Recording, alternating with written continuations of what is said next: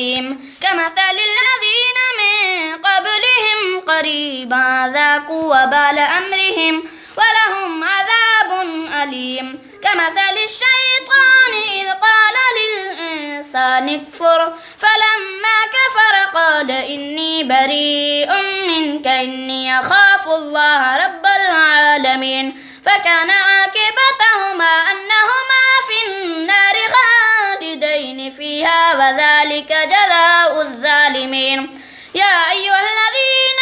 آمنوا اتقوا الله ولتنظر نفس ما قدمت لغد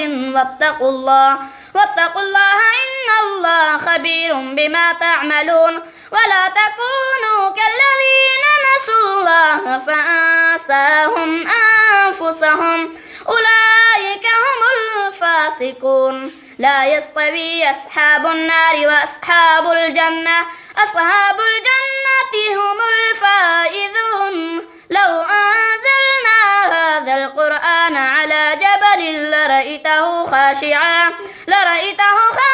متصدعا من خشية الله وتلك الأمثال نضربها للناس لعلهم يتفكرون هو الله الذي لا إله إلا هو عالم الغيب والشهادة هو الرحمن الرحيم هو الله الذي لا إله إلا هو